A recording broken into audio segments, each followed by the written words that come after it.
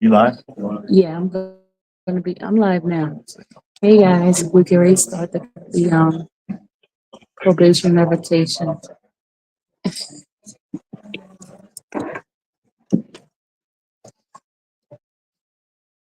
Everybody. Yes. So maybe, so I'll assume we talk about revocation. Yeah, they do. They showed it.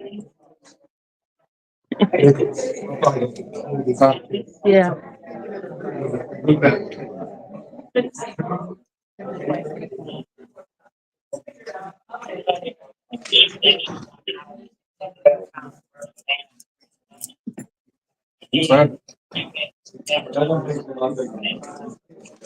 Uh-oh. Both of them are. Wait a minute. Not that big. No. Hey, does that mean you stay? Staying?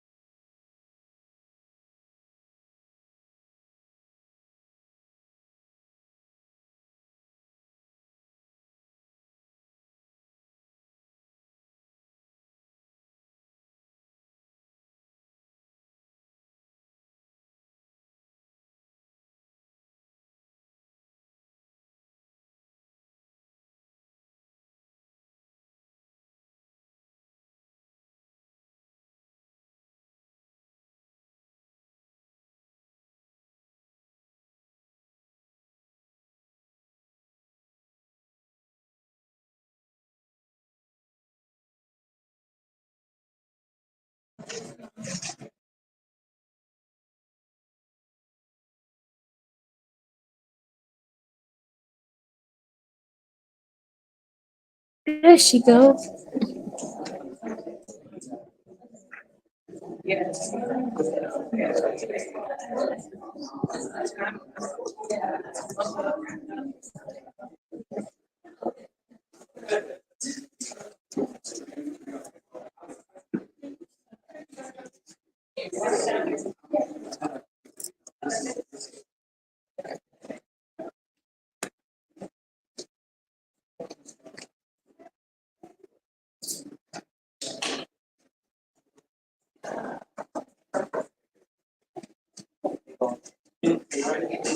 They ready? Yeah.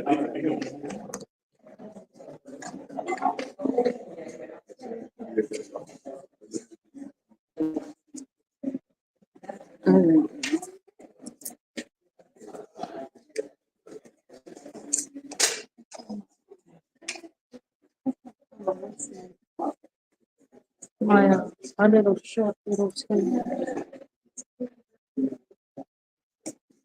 Let's see if I can just stay here.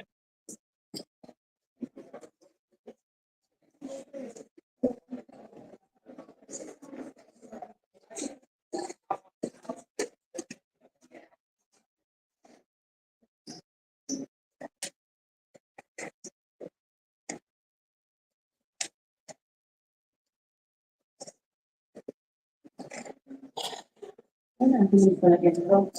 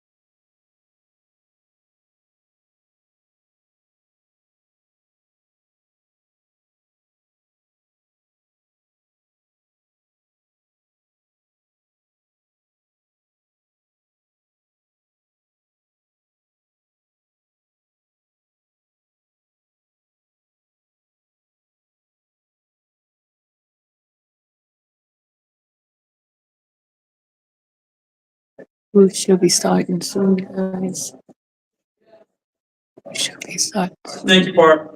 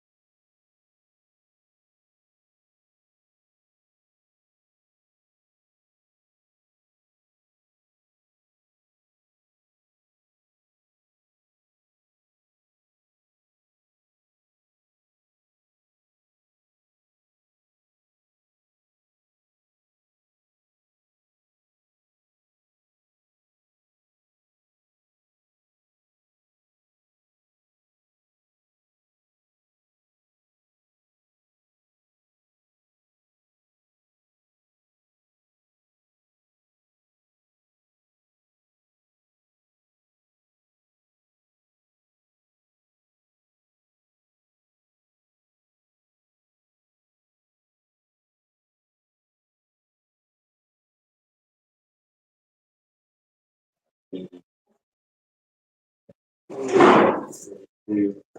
section 4, 5, relate to factor policy.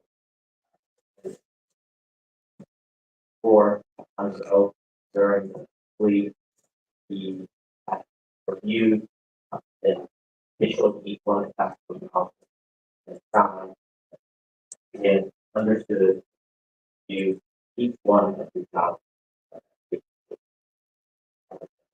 That's the plea that was officer by his officer. The specific factual within the plea agreement through accurate statement. That's most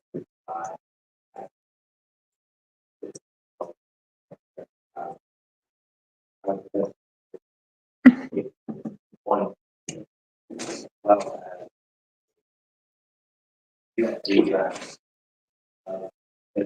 well on day 124, 125, all three.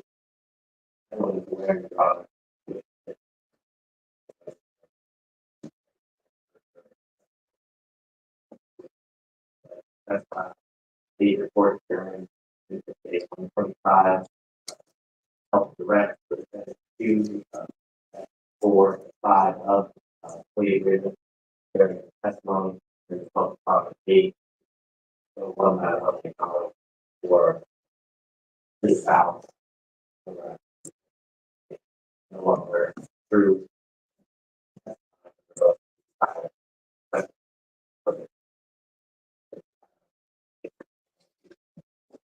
All right.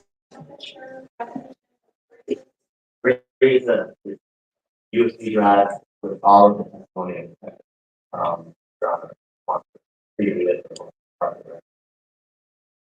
Is that from the defendant? you can bring up the live stream of all of the I'll just take you notes. You don't make it. Relying on that. Since, as you know, it's only the official transcript. Anyway, but I was here to witness it, so.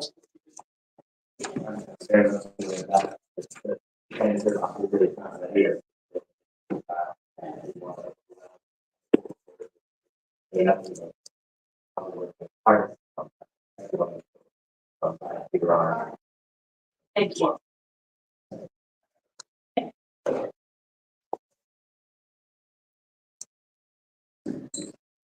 Thank you.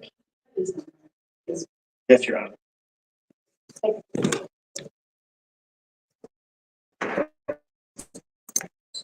Nothing you heard is played.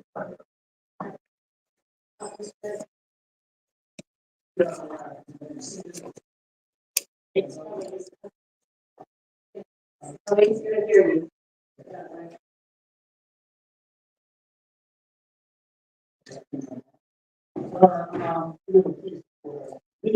And I already sent to the court. 6, 25, I believe, are already my emails between myself and Ms. during our testimony. And evidence in the trial. Yes, Your Honor. So those are the recent of those that I do think are already reported or and potentially taken notice. Well, exhibit 6 is the one thing, and that's just a listing of my emails in December. This one page. Yes. Okay, it didn't have an exhibit marker. Oh, I'm sorry. That's fine. So succinctly, I wanted us to submit these exhibits. When you look at one. And there's That's good. Look at this as 1 and 2. What you see going on is plea negotiations in this case started on December 27th. between myself and Ms. Love. You can see it's in the evening hours. And that's one reason I wanted to make sure that the cover page, along with attachment, are part of these exhibits. At approximately 4:57 p.m. is when the email first comes in from Ms. Love. You see that the second one from Ms. 2 comes in at 5:06 p.m. And it's not when I respond. Those are the only two exhibits or the two drafts which occur on the 27th. However, it's important to know that when you see the response that I send to the email at 5:06, I send that response at 8:42. I point out specific issues with the draft that need to be revised. Right. Now, I recall we discussed this during the trial of this, the ongoing trial as well. Mr. And the point I want to labor is these revisions you actually see being put into the drafts. So by the time you see Defendants 3 and Defendants 4, they note that there's attachments updated to.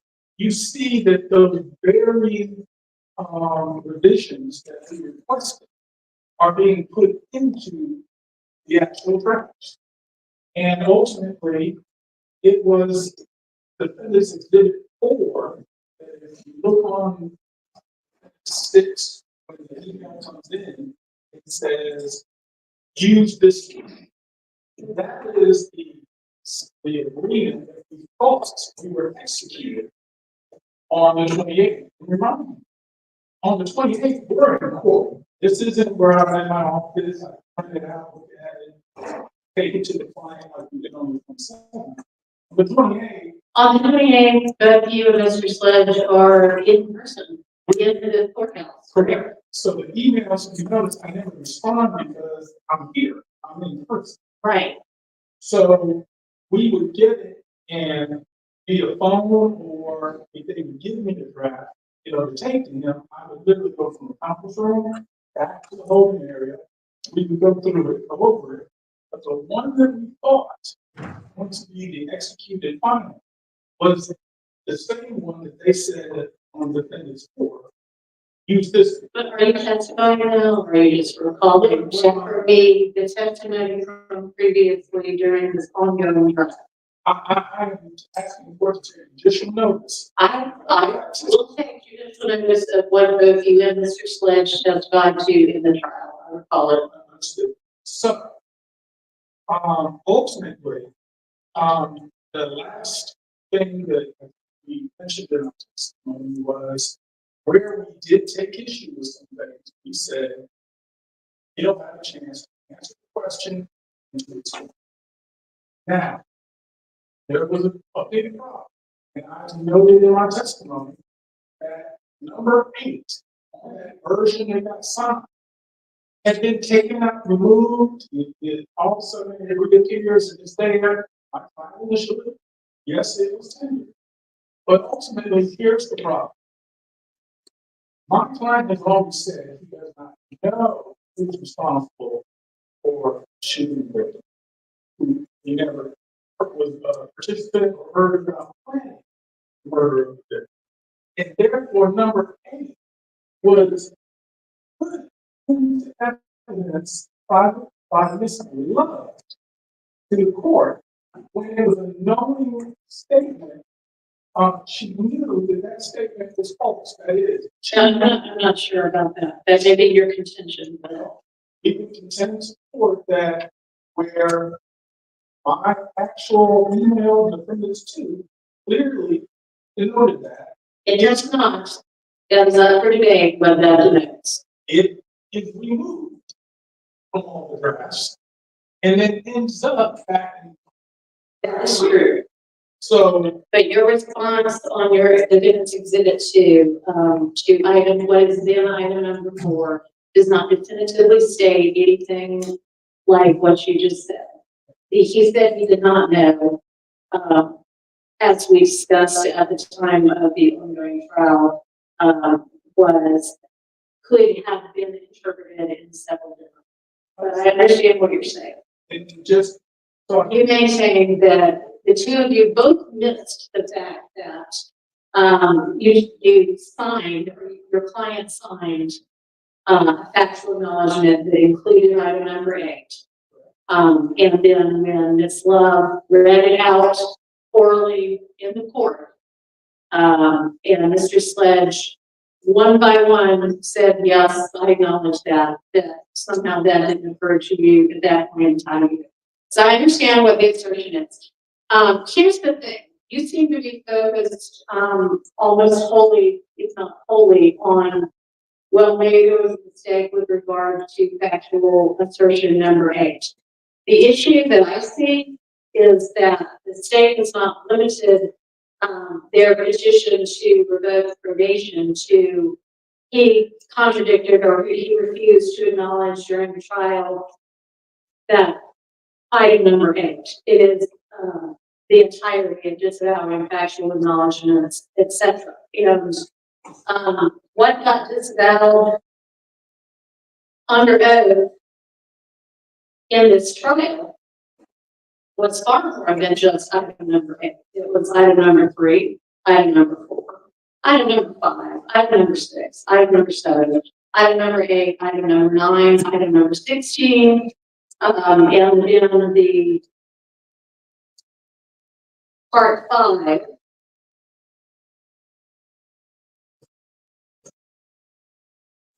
Sentencing acknowledgements, number 1, number 2, number 3, number 4, number 5, number 6, and the paragraph underneath asserting that he's read and that they're true and he understands and he's had an opportunity to discuss it and he voluntarily enters into it, etc. So even if we entirely disregard item number 8 of the factual acknowledgements, there are many other ones that the state is still relying on. And I don't see how you get around, and maybe you have a way to get around the rest of it, and I'm certainly willing to listen, but that one thing is sworn to in open court on December 28th of 2022, and then something diametrically opposite of that is sworn to under oath back on September 5th of this I understand your concerns there. One of the things that he would be able to this answer, if he had issues. Can I ask you a question about that? Is there anywhere in the guilty plea agreement in sentencing of your client in December of 2022 where you reserve that, where anybody, the state, the defense, or the court puts on the record that that's part of the understanding? It is not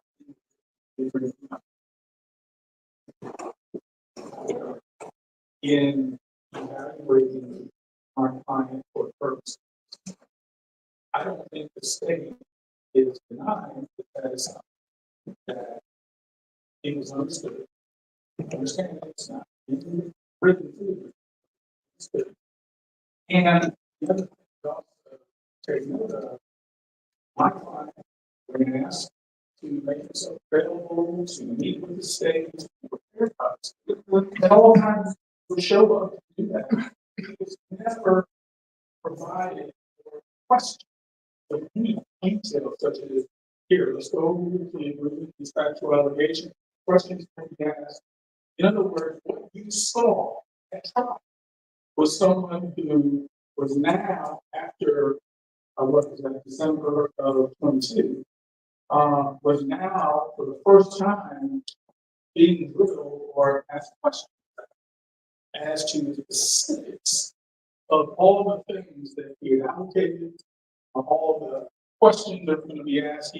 There was no preparation of him. So what you saw was probably frustration on his part at times and shutting down at times on his part. But it was also part of the manifestation of what happened from a witness, not a order, not someone who's and getting questions fired at them. And at some point, I think the court will take note that he literally shut down. And some of what the court saw maybe more of a manifestation of, went on that police trying to purposely change or diametrically say something different than what ultimately he advocated initially. So I, in retrospect, wish the state had actually more than a general question, actually correct. Like you would normally see a witness be prepared.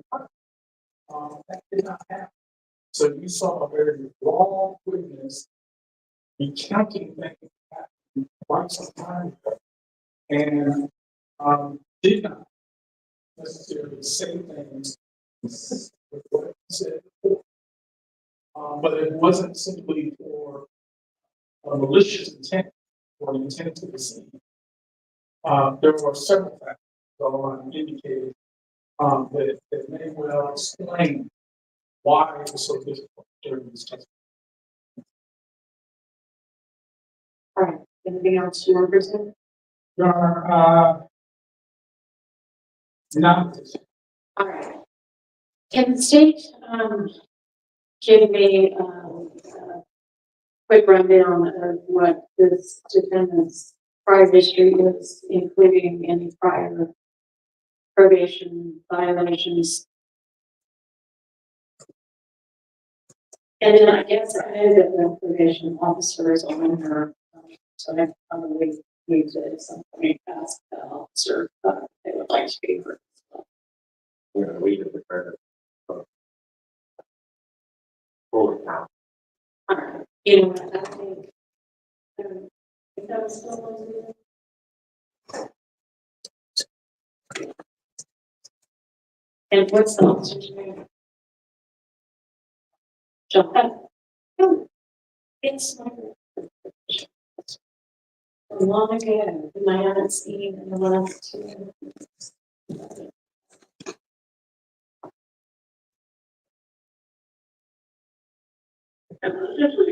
Hello, trying to.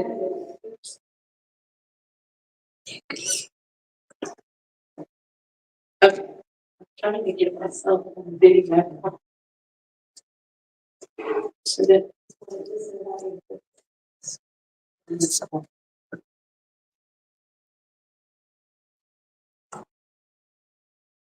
All right.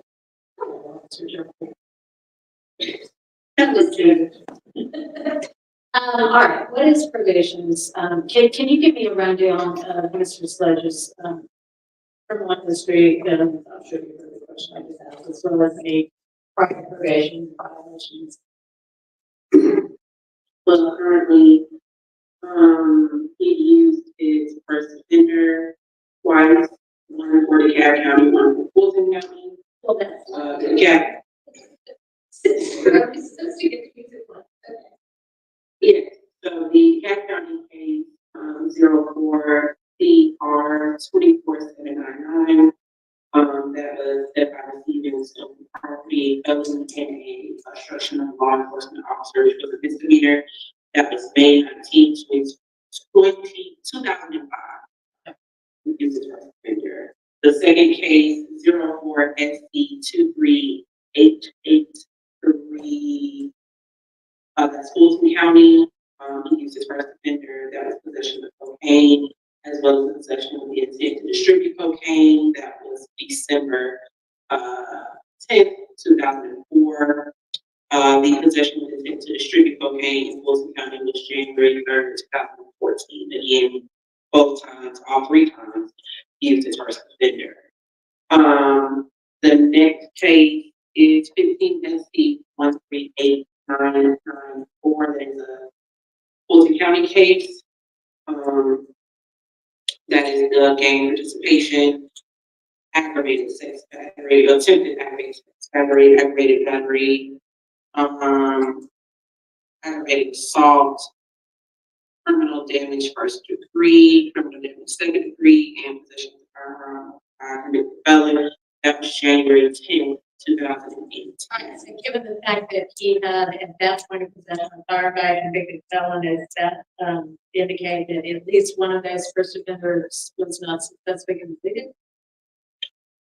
Or are we missing a felony?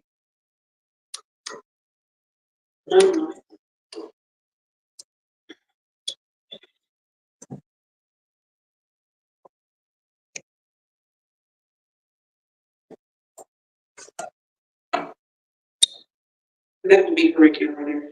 In addition, of course, the current case that he is currently on probation on. As far as previous revocations, So the 15 SC, and then this 22 SC case, right? Is there anything between the two of them? there's nothing in between the two of them.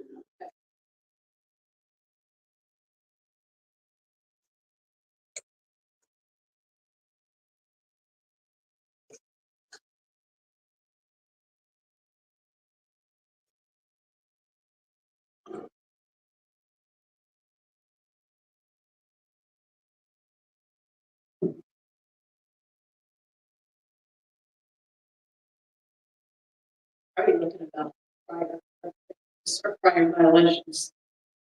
Yes, at this present time, I don't see any prior revocation. There was one documentation.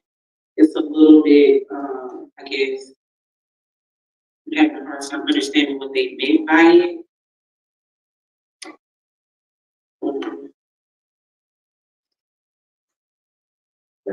Pulling that up.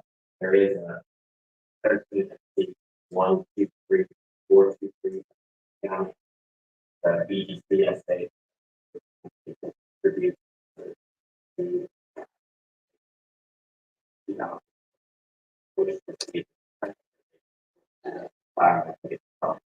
Good to have it. So, okay. Appreciate it.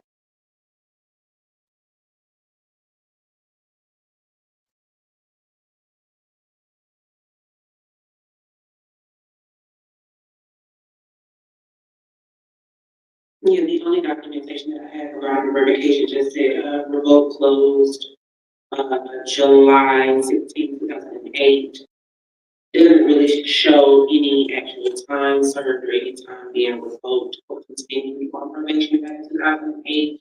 So I'm not sure if that's an actual revocation that was completed. Okay, well, yeah, it sounds like maybe it was revoked, but it was just referenced in something else. Is how I would check that over. Or there been a violation in this family that we don't. All right, so does probation have a recommendation in this case? This is the last minute notification of this, probation revocation. I will let the courts to make the decision. Okay, well, I find there to have been a violation. As evidenced and given even just number 8. What is the state's recommendation? In full case of the court, Your Honor, fully aware of the conditions of the testimony.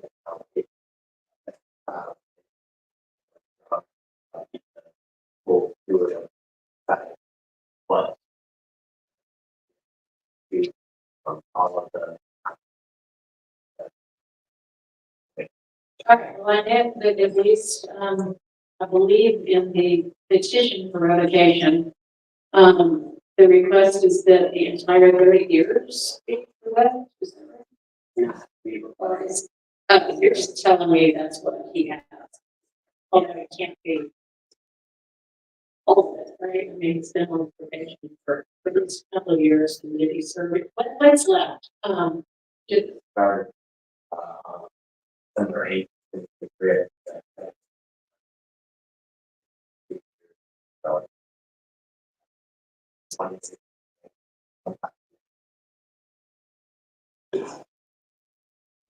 I'm sorry. Okay. Can't see. I believe the exact number.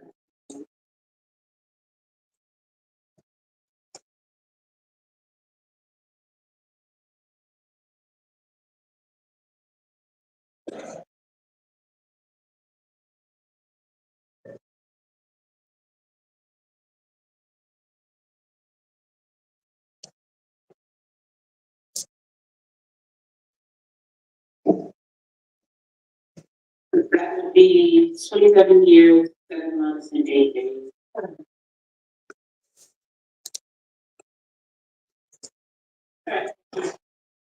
Anything else from either side? Yeah, I think that's Please support. I understand that there's violation. Ultimately, yes, to some degree, while it's not clearly it was substantive versus technical,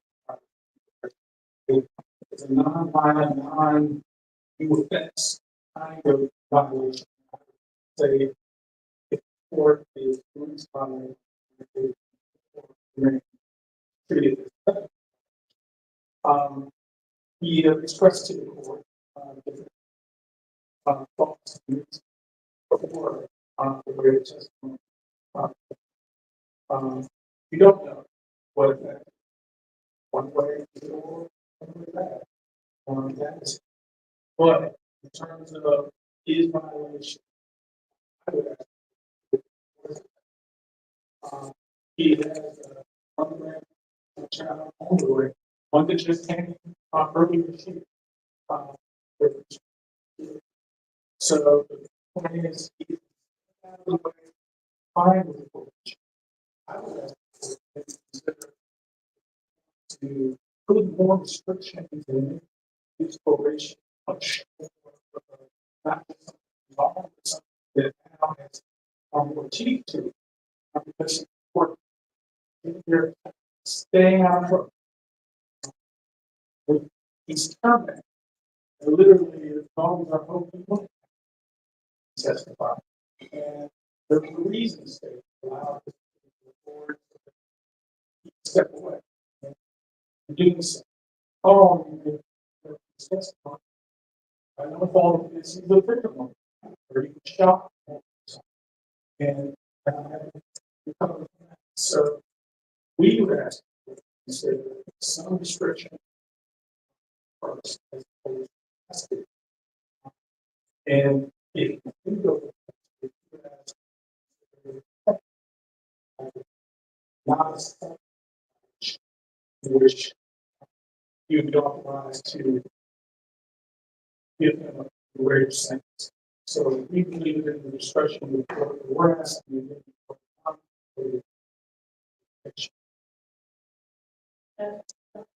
I don't view it as a technical violation or akin to a technical violation, considering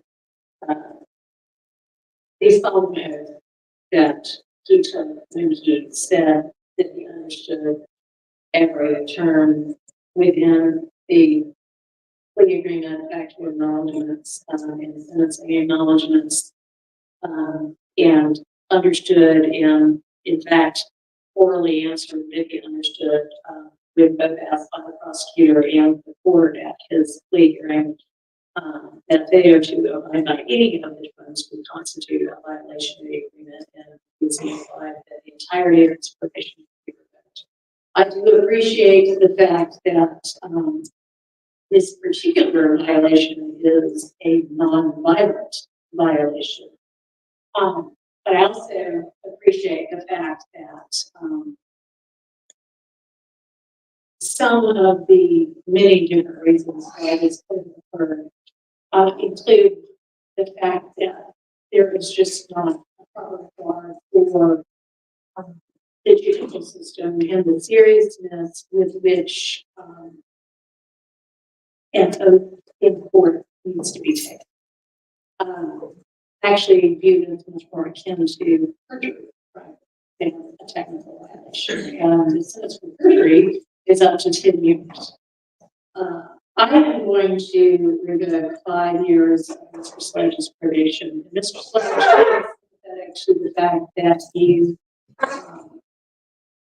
have generally stayed out of trouble in the last years, and I want to commend you for that. And I really hope that this revocation doesn't set you back. But we've got to take seriously the court system. So that's the court. I'm fine there to have been that violation. Reinstating the balance. Yeah, and reinstate the balance.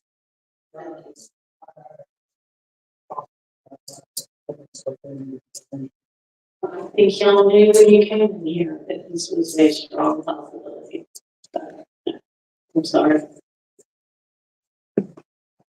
All right.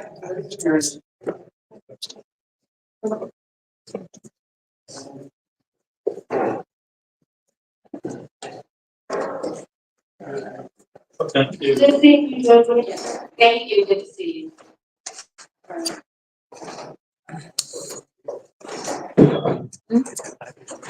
5 years. In prison. In prison.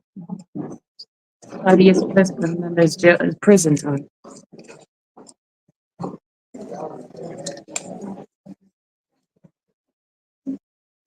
Who's laughing?